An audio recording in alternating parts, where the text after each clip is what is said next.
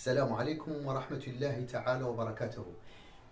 ذو الأيام يروج الكلام اللي قال السيد الرئيس الدكتور خطاطي ينجا رئيس المجلس الجهوي لجهات الداخلة والذهب حول المجموع التام للخسائر اللي قدمها المجلس الجهوي لفائدة ساكنة جهات الداخلة والذهب، والتي شرحها بالتفصيل، اللي فيها البنية التحتية، اللي فيها الطريق بين الداخلة وبوجدور، اللي فيها الصحة، اللي فيها الترميم ديال المنازل، اللي فيها السكن اللي كان دار الاجتماعي ديال 1500 دار هون و500 ديال بركندوز، واللي فيها المجالات الخضراء، واللي فيها الدعم اللي عطاه لبعض الجماعات الترابية بجهة الداخلة والذهب.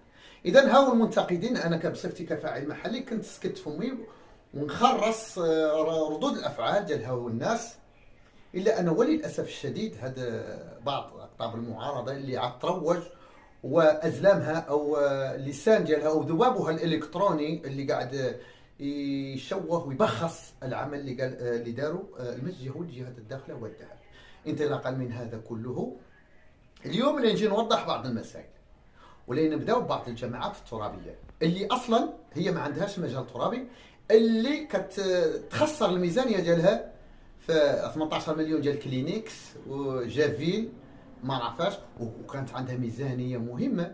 ونذكروا على سبيل المثال الجماعه الترابيه ديال الكوارع جات 2 المليار يمكن ديال الميزانيه. هاد 2 المليار ديال الميزانيه اللي جاو يتكلموا وعادوا يحكموا براينا نحنا كساكنه ديال جهه الداخله والذهب اللي مقطوعه صرتنا في جهه الداخله والذهب، وتبخسوا العمل اللي دار ذا الراجل اللي قدم كل شيء دار فيه الخير، وكامل الناس هاو اللي قدموا فيه بلي فو كونت هما من الناس اللي استفدوا منه، هادو من الناس اللي كان عطاهم الدعم، هادو من الناس اللي عطاهم الترميم، هادو من الناس اللي استفادوا من التطبيب، هادو من الناس اللي كانوا يستافدوا من الخلاصات.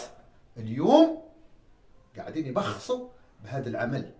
وقولوا انتم يا اصحابي يا بعض اقطاب المعارضه، وقولوا لنا الميزانيات ديالكم دوك 2 ديال المليار ديال الميزانيه في جماعه لا تتوفر على مجال ترابي، ونحن نعرفوكم ونحن ننتمي لدوك الجماعات ديالكم. قولوا مرقولنا، اعطونا الميزانيات ديالكم فاش كانت كتستثمر، اعطونا هذا الثراء الفاحش اللي عاد انتم تبخسوا في العمل اللي كيقوم به هذا الراجل. هذا الراجل ندافعوا عليه لان حنا انتخبناه، هذا ممثل ديالنا، واللي كيمس هذا الراجل راه مسنا حنا كساكنه اللي انتخبت عليه بلا ريال بلا جوج، بلا درهم ولا بلا نص درهم.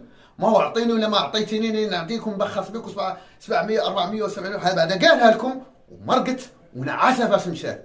وانا عرفتونا انتم يا اصحاب اللي كتقولوا كدعوا انكم حقوقيين وتحاربوا الفساد، راكم انتم هما اوج الفساد. ما شفنا منكم لا الويل منذ استرجاع جهه الداخله والذهب الى حضره وطننا. بدل ما تقلبوا السهام ديالكم على هذا الراجل اللي كيتماشى بالتعليمات الملكيه لصاحب جلاله الملك محمد سيد نصر الله، واللي كيتماشى مع التنميه الكبرى اللي شفنا دابا السكن الحمد لله يتقسم. المستشفى الجامعي راه على الوشك، راه ميزانيته كبيره، راه كل عام كترصد له. شو نعتونا انتم اش عدلتوا؟ بس سيدي ننتخبوكم انتم، نعتونا ما تبخسوا العمل، ما تبخسوا الشيء اللي هو باين. الى عاد الفساد هو راه ما يقدر يعدل شيء الا ما وافق عليه المجلس ديالو، لان شتنا واحد من بعض اقطاب المعارضه يقول لك لا حنا ساكتين. ما قال لك حد تسكت، نحن عطيناكم تكونوا فم باش تمثلونا باش تتكلموا. وبالتالي ملي كتكون الميزانيه هكا كل شيء كيصوت عليها بالاجماع.